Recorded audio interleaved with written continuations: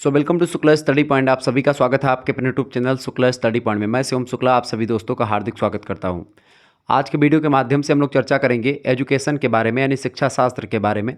शिक्षा शास्त्र में एक प्रकार से बीए थर्ड सेमेस्टर में आपको क्या पढ़ना है। आप बीए सेकंड सेमेस्टर की परीक्षा दे करके आ रहे हैं और आप ये सोच रहे हैं कि भाई हमको थर्ड सेमेस्टर में क्या पढ़ना है। तो आज की वीडियो के माध्यम से हम लोग ये जानेंगे कि आखिरकार बीए के थर्ड सेमेस्टर में आपको शिक्षा शास्त्र विषय में क्या पढ़ना होता है। यानी न्यू सिलेबस है ये 2024 और 25 की परीक्षाओं के लिए। थर्ड सेमेस्टर में आपको पढ़ना है शिक्षा के दार्शनिक, समाजशास्त्रीय और आर्थिक परिप्रेक्ष्य के बारे में। ठीक है, यानी कि अगर बोलूँ मैं तो इसका अंग्रेजी मतलब होता है philosophical, sociological, political, economic perspectives of education. ठीक है, तो ये एक प्रकार से आपको पढ़ना होता है सभी विश्वविद्यालयों में। ठीक है, मैं यहाँ पर लिख देता हूँ चूँकि मैंने लिखा नहीं है। ठीक है, तो यही आपको पढ़ना है। पेपर का नाम आपके यही है। ठीक है, चलिए पेपर का आपके नाम क्या है। पेपर के नाम है आपका शिक्षा के, देखिए शिक्षा के लिख लें सभी लोग, शिक्षा के दार्शनिक,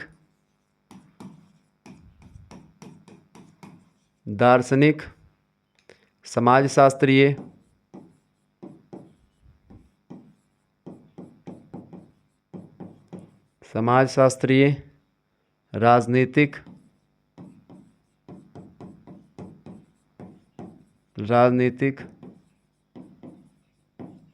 आर्थिक परिप्रेक्ष्य। ठीक है, ये आपके पेपर का नाम है। इसको अंग्रेजी में क्या बोलेंगे, देखें psychological, sociological, political and economical perspectives, मतलब होता है परिप्रेक्ष्य। पर्सपेक्टिव्स आप माने काकी के ऑफ एजुकेशन, यानी कि philosophical, sociological, political and economical या इकोनॉमिक पर्सपेक्टिव्स ऑफ एजुकेशन, ये आपको पढ़ना होता है आपके एक प्रकार से थर्ड सेमेस्टर के सिलेबस के अकॉर्डिंग। अगर आप बीए के थर्ड सेमेस्टर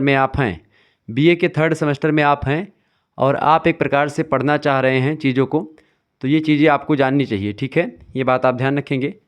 एक मिनट रुकेंगे।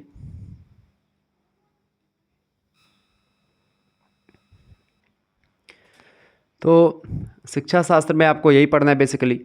तो पहला जो चैप्टर है हमको क्या पढ़ना है भाई, पहले चैप्टर में हमको पढ़ना है शिक्षा तथा दर्शन, यानी कि दर्शन क्या होता है और शिक्षा क्या होता है। पहले इसी सिलेबस को छोटे से नाम के अंतर्गत हम देखते थे, यानी कि शिक्षा और फिलोसॉफी, यानी शिक्षा मनोविज्ञान। जैसे आप पढ़ेंगे शिक्षा मनोविज्ञान एक पढ़ना है आपको आगे चल करके। पहले आप पढ़ते थे एक प्रकार से शिक्षा और दर्शन, बस इतना ही पेपर का नाम होता था जब ये नई शिक्षा नीति नहीं थी, यानी सेमेस्टर वाइज आपके पेपर नहीं होते थे 2018 के सिलेबस के अकॉर्डिंग अगर देखें तो। लेकिन फिर क्या हुआ, 2020 में नई शिक्षा नीति आई और 2022 में आकर के वो शिक्षा नीति लागू हुई। उसके बाद से आपके सिलेबस में एक प्रकार से चेंजमेंट हुआ, और जो ये एक प्रकार सिलेबस है ये आपको किसी भी विश्वविद्यालय में आपको देखने को मिलेगा। हर एक यूनिवर्सिटी में आपको ये पढ़ना पड़ता है, मतलब हर एक यूनिवर्सिटी के हर एक कॉलेज में। तो जो पहला आपका चैप्टर है वो है शिक्षा और दर्शन। अब इसमें आपको समाजशास्त्रीय परिप्रेक्ष्य, इकोनॉमिक परिप्रेक्ष्य और भी कुछ परिप्रेक्ष्य के बारे में जानना होता है। इकोनॉमिक, शिक्षा शास्त्रीय परिप्रेक्ष्य, मतलब शिक्षा में बेसिकली दर्शन का बहुत ही महत्व होता है, क्योंकि दर्शन जो होता है उसके द्वारा ही एक प्रकार से, या शिक्षा के द्वारा दर्शन की उत्पत्ति होती है। या दर्शन एक प्रकार से तमाम प्रकार के जब दर्शन या विचार जो हो, दर्शन मतलब विचार, तब तमाम प्रकार के विचार जब इकट्ठा होते हैं, मिलते हैं, या विचारों के पुंज को ही हम क्या बोलते हैं, शिक्षा बोलते हैं। तो शिक्षा और दर्शन का आपस में घनिष्ठ संबंध है। शिक्षा चूँकि समाज के लोगों को मिलती है, इसलिए समाज से भी संबंधित है, तो इसलिए समाज से जुड़े हुए पहलुओं के बारे में भी हम शिक्षा से संबंधित चीज़ों पर चर्चा करेंगे। इसके अलावा और भी चीज़ों के बारे में, जैसे कि अगर मैं आपको बताऊं इकोनॉमी से संबंधित भी शिक्षा रही है, तो शिक्षा इकोनॉमिक्स के बारे में भी हम चर्चा करेंगे, यानी जो इकोनॉमी से रिलेटेड रही है। इसके अलावा जो शास्त्रीय परिप्रेक्ष्य रहा, तमाम प्रकार की चीज़ें जो मैंने आपको बताएं। ठीक है, तो राजनीतिक, समाजशास्त्रीय और सामाजिक और आर्थिक तमाम प्रकार के परिप्रेक्ष्य के बारे में आप लोगों को देखना है। एक एक चैप्टर को हम लोग विस्तार से जानेंगे बहुत ही सरल भाषा में। तो एजुकेशन एंड फिलोसॉफी दोनों एक प्रकार से एक ही सिक्के के दो पहलू हैं, और दोनों का बड़ा ही घनिष्ठ संबंध है, अन्योन आश्रिता का संबंध है। अन्योन आश्रित का मतलब होता है कि जैसे कि जितना शिक्षा दर्शन से संबंधित है उतना ही दर्शन शिक्षा से संबंधित है। ये होता है अन्योन आश्रित का संबंध, मतलब पारस्परिकता का संबंध है, मतलब कि एक प्रकार से दोनों एक दूसरे के पूरक हैं, कॉम्प्लीमेंट है। तो शिक्षा दर्शन की अवधारणा मतलब होता है क्या, अवधारणा को अंग्रेजी में बोलते हैं कॉन्सेप्ट। कॉन्सेप्ट में दो चीज़ें शामिल होती हैं, पहली होती है भैया अर्थ यानी मीनिंग, ठीक है, और दूसरा होता है परिभाषा। यानी जब भी आप किसी भी मुद्दे के कॉन्सेप्ट की बात करते हैं, ठीक है, किसी भी मुद्दे की अवधारणा की बात करते हैं तो अवधारणा का मतलब सीधा सीधा क्या होता है? अवधारणा का सीधा सीधा मतलब होता है मेरे प्यारे दोस्तों, क्या मतलब होता है अवधारणा का? अवधारणा का सीधा सीधा मतलब होता है कि एक प्रकार से उस पर्टिकुलर टॉपिक की मीनिंग एंड डेफिनेशंस, यानी कि एक प्रकार से अर्थ और परिभाषा आपको यहाँ पर जाननी होती है। तो शिक्षा एवं दर्शन की अर्थ और परिभाषा को विस्तार से हम जानेंगे। इसके अलावा उसकी प्रकृति को समझेंगे। प्रकृति क्या होती है? प्रकृति का मतलब होता है नेचर, यानी कि शिक्षा दर्शन जो सब्जेक्ट है या शिक्षा दर्शन जो टॉपिक है, ये पर्टिकुलर टॉपिक ये वैज्ञानिक टॉपिक है या फिर ये एक ह्यूमैनिटीज़ का टॉपिक है, यानी कि ये एक प्रकार से मानविकी का टॉपिक है, यानी कि ये आर्ट है कि साइंस है। इसको हम क्लियर करेंगे, कई सारे तथ्य हम देखेंगे और उसके बाद में देखेंगे। फिर उसके बाद है संबंध। संबंध का मतलब क्या होता है? रिलेशनशिप, यानी शिक्षा और दर्शन के बीच में कैसा संबंध है, शिक्षा दर्शन से किस तरीके के संबंधित है, किस तरीके से एक प्रकार से दोनों में संबंध रहा है, तो इसके बारे में पूरा हम डिटेल में जानकारी पहले चैप्टर में देखेंगे। फिर आएगा आपका सेकंड चैप्टर। सेकंड चैप्टर में जैसे हम पहुंचेंगे, हमको क्या पढ़ना है? सेकंड चैप्टर में हम लोग को दर्शन शास्त्र और शिक्षा शास्त्र की जो तमाम प्रकार की शाखाएं हैं, उन शाखाओं के बारे में समझना है, ठीक है। Branches of philosophy and education, तो फिलोसॉफी एंड एजुकेशन की जो शाखाएं हैं शिक्षा शास्त्र और दर्शन शास्त्र की, उन विभिन्न शाखाओं के बारे में हम लोग जानेंगे कौन कौन सी शाखाएं, यानी बेसिकली शिक्षा शास्त्र और जो है दर्शन शास्त्र में क्या क्या चीज़ें अध्ययन करनी होती हैं, यानी स्कोप उसके विषय क्षेत्र के बारे में जानेंगे हम, ठीक है। तो ये हम इसमें समझेंगे। इसके अलावा तीसरे चैप्टर में हम लोग प्राचीन भारतीय दर्शन का परिचय समझेंगे। प्राचीन भारतीय दर्शन में बेसिकली है वेदांत दर्शन। वेदांत दर्शन को दिया किसने है? आदि गुरु शंकराचार्य ने। वेदांत दर्शन जो है एक प्रकार से बहुत ही ज़बरदस्त दर्शन माना जाता है। दर्शन बेसिकली ये दर्शन वो विचार वाला दर्शन तो है ही, इसके साथ ही ये अध्यात्म से जुड़ा हुआ भी दर्शन है। आदि गुरु शंकराचार्य का नाम आप लोगों ने सुना होगा, उन्हीं आदि गुरु शंकराचार्य ने ये एक प्रकार से दर्शन दिया, ठीक है, जिसको हम वेदांत दर्शन के नाम से जानते हैं, ठीक है। वेद चूँकि 4 वेद हैं, 6 शास्त्र हैं, 18 पुराण हैं और ऐसे तमाम प्रकार की स्मृतियाँ और तमाम प्रकार के ब्राह्मण वगैरह ग्रंथ हैं, तो इन सभी को एक प्रकार से पढ़ने के बाद में शंकराचार्य जी ने एक प्रकार से वेदांत दर्शन दिया, जो कि एक प्रकार से काफ़ी वैज्ञानिक दर्शन माना जाता है अपने क्षेत्र का। तो ये भारतीय दर्शन है बेसिकली। तो प्राचीन भारतीय दर्शन में सबसे ज़बरदस्त दर्शन है वेदांत दर्शन, उसके बारे में समझेंगे। वेदांत के बारे में पूरा डिटेल में मैं आपको बताऊंगा, क्या क्या चीज़ें, इसके क्या सिद्धांत हैं और किन किन मुद्दों को लेकर के वेदांत काम करता है, सारी चीज़ें मैं आपको बताऊँगा। वेदांत दर्शन कहता है कि एक प्रकार जितना ये संसार है ये एक प्रकार से मिथ्या है, केवल ब्रह्म सत्य है। ब्रह्म सत्यम जगत मिथ्या, ठीक है, यानी कि ब्रह्म सत्य है और जगत मिथ्या। ब्रह्म कौन? वो ईश्वर, वो परमात्मा जिसकी हम सब संतान हैं। ये सब क्षणभंगुर है जो हमारे आसपास दिखाई पड़ता है, ठीक है। तो इसके चक्कर में ना पड़ें, मतलब कुल मिलाकर के कहने का मतलब ये है कि एक प्रकार से जो ये पूरा का पूरा संसार है ये एक सेमर फूल की भांति, जैसे कबीरदास कहते हैं, ठीक है। तो इस तरीके से जब आप इस चीज़ों को देखेंगे तो बहुत ही बारीकी के साथ चीज़ों को आपको समझ में आएगा, जब मैं पूरा विस्तार से वेदांत दर्शन को आपको कंठस्थ करवा दूंगा। आप जानेंगे, मतलब आपने इससे पहले अपने धर्म के बारे में, अगर आप हिंदू भी हैं तो आप नहीं जानते होंगे कि वेदांत क्या है, और वेदांत को ऐसे आपको समझाऊंगा कि जैसे आपके यहाँ कोई पंडित जी कथा बाँचने आएंगे और अगर आप उनसे कोई प्रश्न भी करेंगे तो वो एक प्रकार से एक बार चौंक जाएंगे कि इस बच्चे ने कहाँ से पढ़ लिया। चूँकि मैं एक प्रकार से जो है इन चीज़ों से जुड़ा रहा हूँ, वेदांत से जुड़ा रहा हूँ, भगवत गीता से जुड़ा रहा हूँ। शुरुआत से हमारे पिताजी भगवत गीता के बहुत ज़बरदस्त ज्ञानी आदमी हैं, तो उनसे मुझे ज्ञान भी मिला है।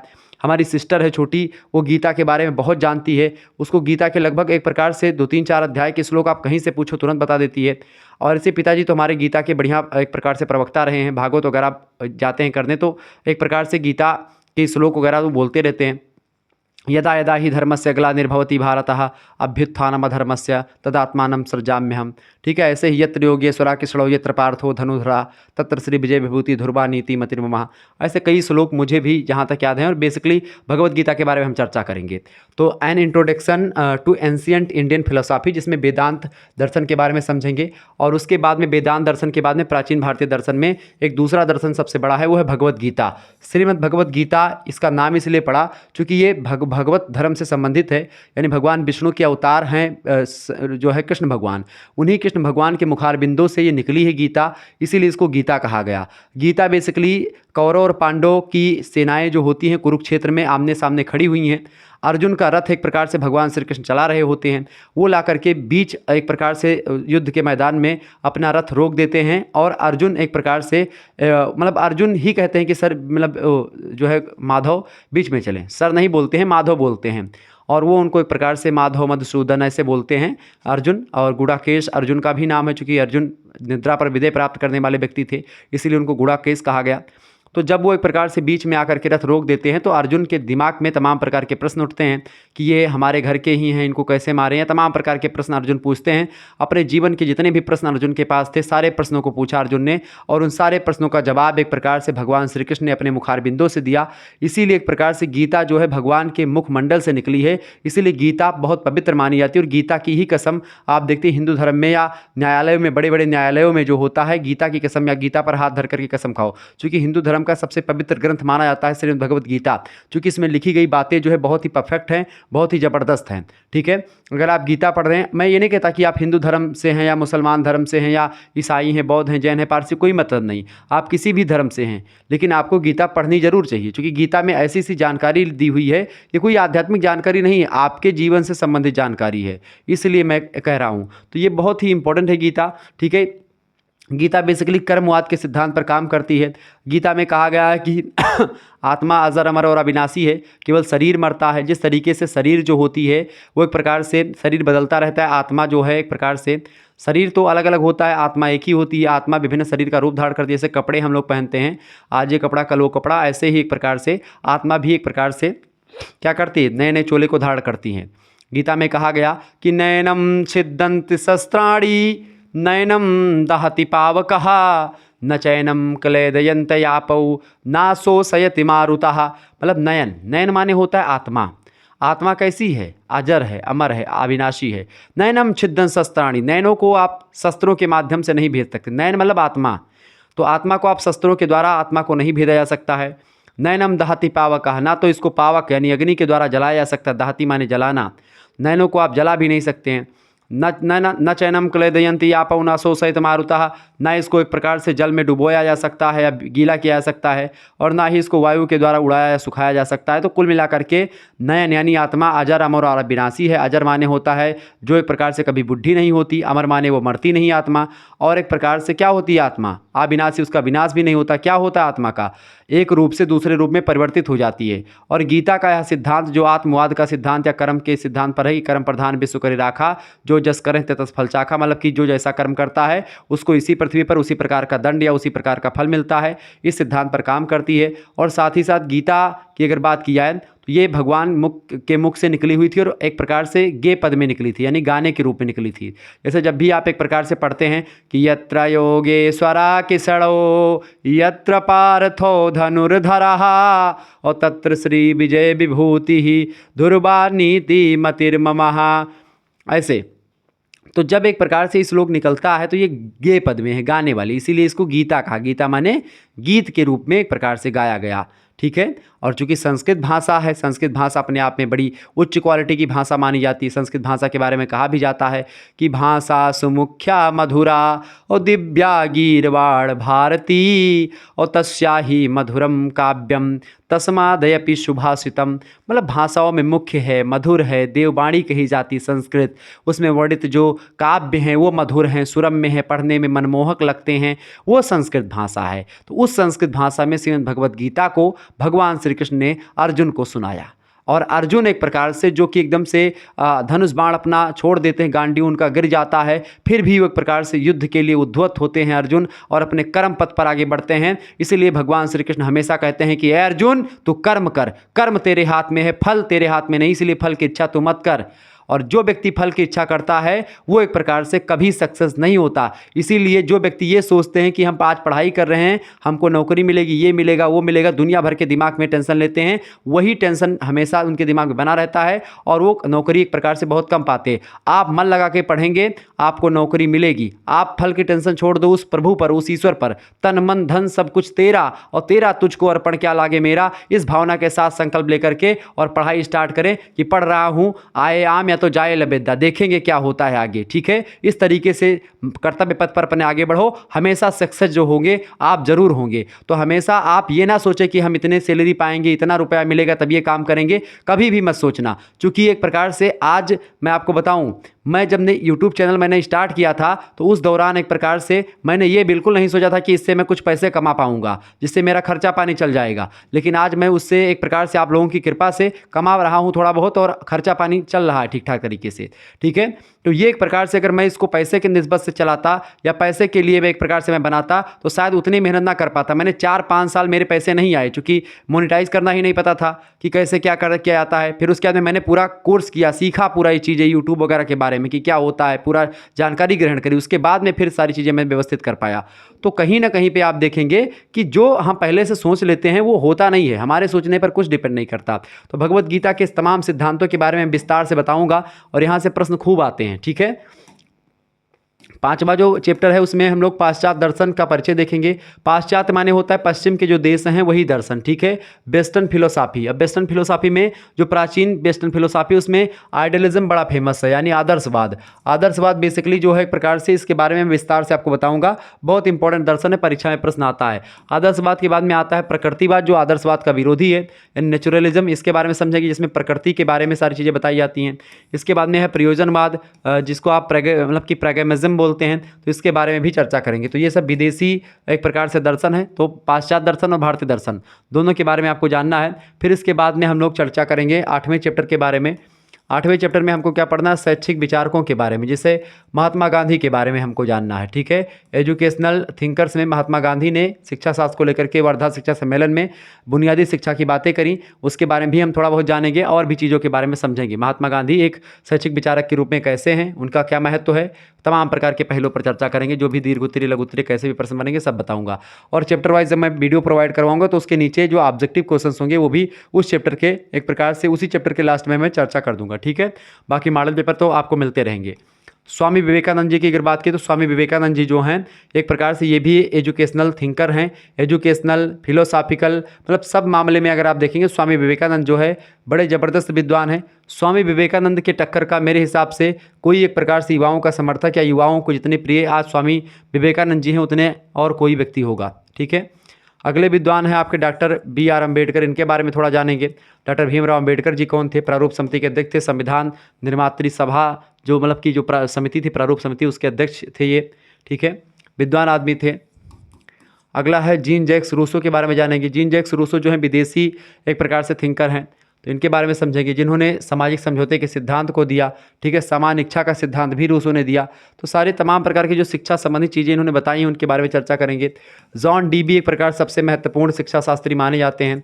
शिक्षा एक त्रिमुखी प्रक्रिया है, ये इन्होंने ही कहा। शिक्षा शास्त्री हैं जॉन डीबी, इन्होंने क्या कहा, शिक्षा एक त्रिमुखी प्रक्रिया है। मतलब शिक्षा में सबसे पहली बात एक बालक का होना यानी स्टूडेंट का होना बहुत ज़रूरी है। दूसरा एक प्रकार से एक सिलेबस का होना बहुत ज़रूरी है।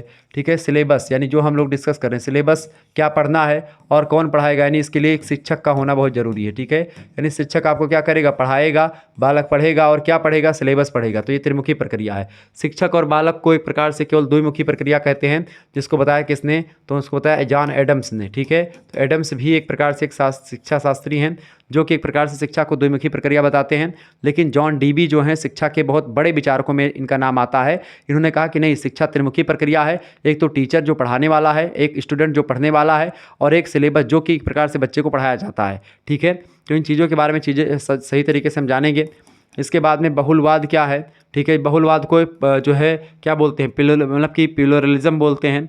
भारतीय समाज में विविधता जो है एक प्रकार से डाइवर्सिटी इन इंडियन सोसाइटी, चूँकि इंडिया में आप देखेंगे समाज में बहुत विविधता फैली हुई, समाज में तमाम धर्म के लोग, तमाम जाति के लोग, तमाम भाषा के लोग, और भारत में तमाम प्रकार के सांस्कृतिक कल्चर या तमाम सभ्यताओं के लोग रहते हैं।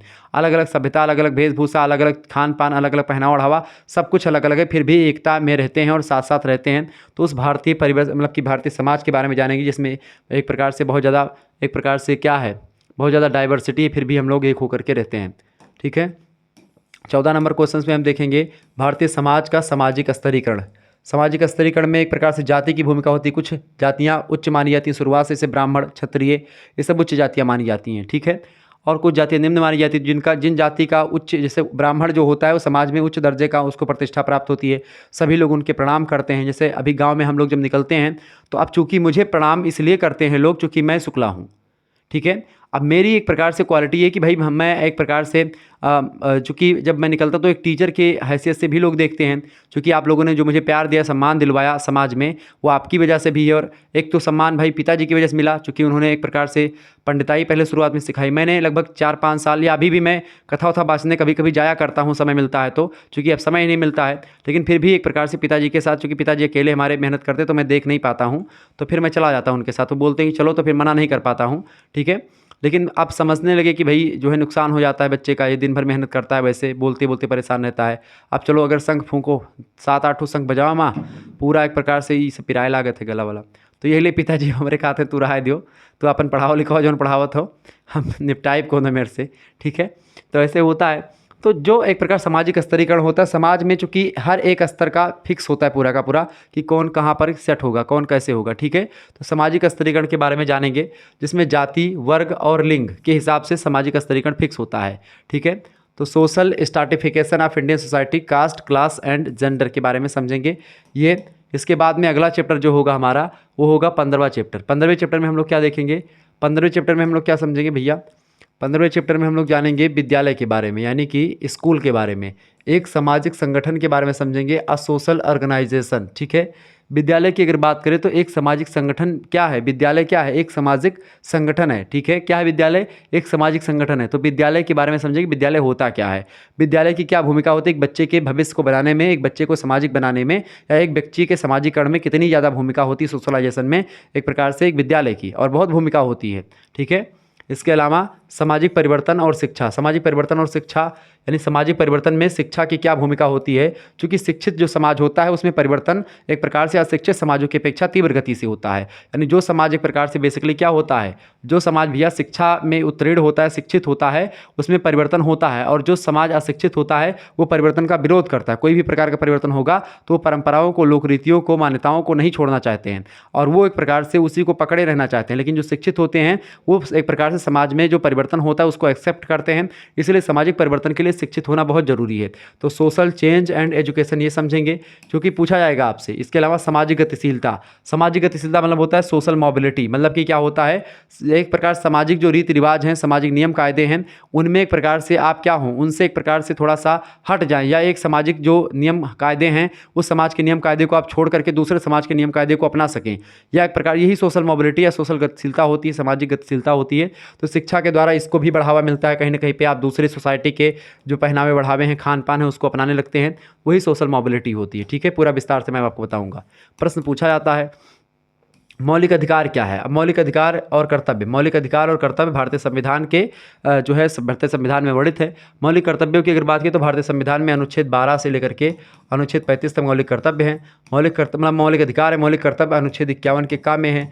11 मौलिक कर्तव्य कुल मिला करके हैं, ठीक है। 6 मौलिक अधिकार हैं, लेकिन मौलिक अधिकारों को कई कैटेगराइज में बांटा गया, तो बहुत ही इंपॉर्टेंट है ये मौलिक अधिकार और मौलिक कर्तव्य से एग्जाम में प्रश्न हमेशा पूछा आता है। अब इसलिए यहाँ पर आप देखें, यहाँ पर कई सब्जेक्ट आपको देखने पड़ेंगे। पहली बात तो आप समाजशास्त्र के बारे में थोड़ा बहुत जानना चाहिए आपको, शिक्षा शास्त्र तो आपको पढ़ना ही है, दर्शन शास्त्र भी आपको पढ़ना पड़ेगा यहाँ पर।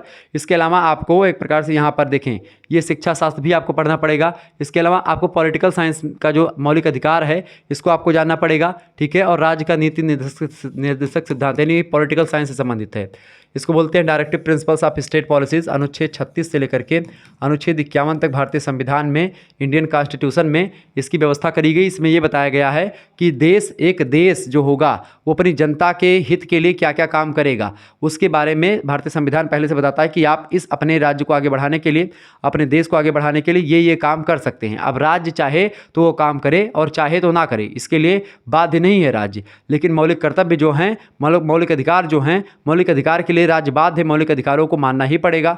और मौलिक अधिकार हर व्यक्ति को एक प्रकार से मिलते हैं, हर नागरिक को भारत के मौलिक अधिकार दिए गए हैं। 20वां क्वेश्चन है, 20 नंबर क्वेश्चन है, शिक्षा एक विकास सूचक है। शिक्षा के बारे में एक विकास सूचक प्रक्रिया के रूप में देखेंगे हम, यानी एजुकेशन और डेवलपमेंट जो है इंडिकेटर के बारे में जानेंगे, ठीक है। ये बात आप ध्यान रखेंगे। इसके अलावा मैं एक चीज़ और आपको बता दूं, अगर आप 3rd सेमेस्टर में हैं और आप इन चैप्टर्स को पढ़ना चाहते हैं तो ये एक प्रकार से बिल्कुल फ्री में ही आपको अवेलेबल मैं करवाऊंगा यूट्यूब पर ही, ठीक है। तो बिल्कुल फ्री में ये आपको यूट्यूब पर ही वीडियोस लगभग मिलेंगी। लेकिन इनके जो PDF वगैरह अगर आपको प्राप्त करने हैं तो उसके लिए आपको एक प्रकार से व्हाट्सएप ग्रुप ज्वाइन करना होगा। हालांकि इसके लिए मैं आपको नहीं बता रहा हूँ, लेकिन जिनको लेना है PDF वगैरह पढ़ना चाहते हैं डिटेल में, तो वो आप ग्रुप ज्वाइन कर सकते हैं। लेकिन जो हिंदी का कोर्स है उसकी मैं इन्फॉर्मेशन देना चाहता हूँ। हिंदी का कोर्स एक प्रकार से लॉन्च कर दिया गया है BA थर्ड सेमेस्टर का। तो जिन छात्र छात्राओं की हिंदी सब्जेक्ट है और वो एक प्रकार से लेना चाहते हैं, ठीक है, कोर्स लेना चाहते हैं, तो मात्र 100 रुपये उनको पे करने होंगे, ठीक है। उसके बाद में आपको कोर्स मिल जाएगा। मेरा नंबर है 91 61 93 60 62, ये व्हाट्सअप नंबर है। इसी पर आपको एक प्रकार से SMS कर देना है हिंदी के कोर्स के लिए। अगर आपका हिंदी का कोर्स लेना है तो आप इस नंबर पर SMS करें 91 61 93 60 62।